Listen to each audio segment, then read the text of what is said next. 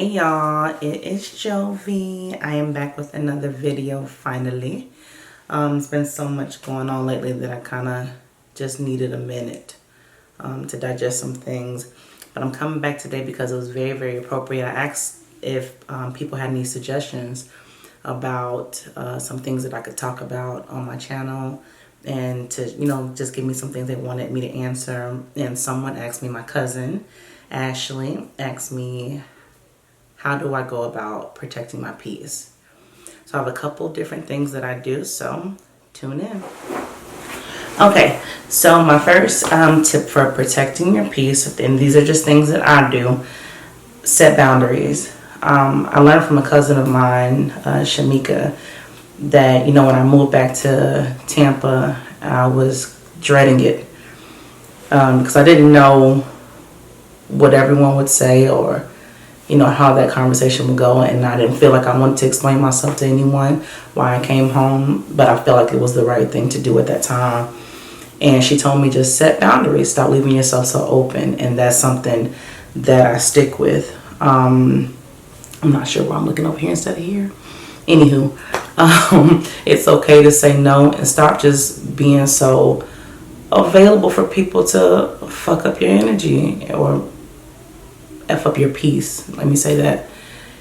Sometimes we're so used to being the go-to people where people just run to us, and sometimes that stuff is just too heavy and people don't even ask like, how you feeling today before I throw this all on you? Or people just call and rant about their problems, how people mess with them at work, or they had a bad day, and not even to take a second to just ask you, another friend of mine, like, how's your heart feeling?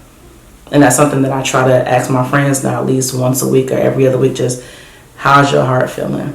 So I think setting boundaries is very, very, very important.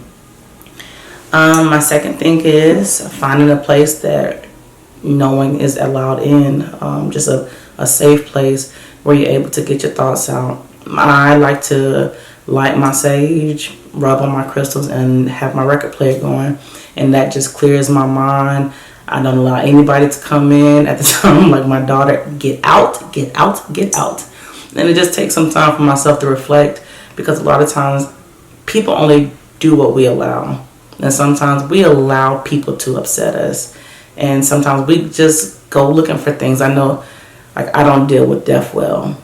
And right now, a friend of mine, was killed. And it's like, I just constantly keep looking up stories just to, it's like I'm looking for a different outcome. And that narrative isn't going to change. But it's like, I want to be sad. And that's not okay. And that goes back to setting boundaries as well, and holding yourself accountable. But that safe place, there's a lyric by Jasmine Sullivan, and she says, I want to tell you where I go when I want to be alone. That's a beautiful lyric, but sometimes that place needs to be just that, where you can go to be alone and clear your head so nobody can, influence your thoughts or, interrupt that. I strongly believe in that. It should just be for you. Okay, my favorite. Eliminate that shit that don't mean you no good.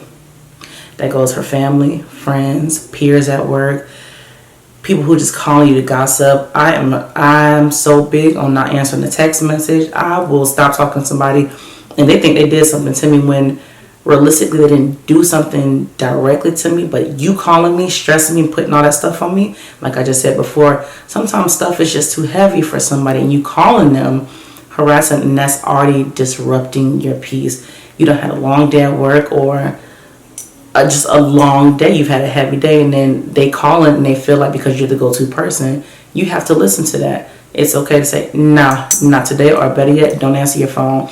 That goes for social media. Sometimes you need, I think it's funny, it's people like, well, I'm just going to get off social media for a little bit, or whatever. But if you're not taking the proper steps to like cleanse everything else, you taking a break from Instagram for 2-3 days, that does absolutely nothing. It does absolutely nothing. You have to keep toxic shit out of your life. You have to, or you're going to be mad all the goddamn time. And when you learn how to do that, I promise you, you'll see nothing but unicorns and rainbows, literally.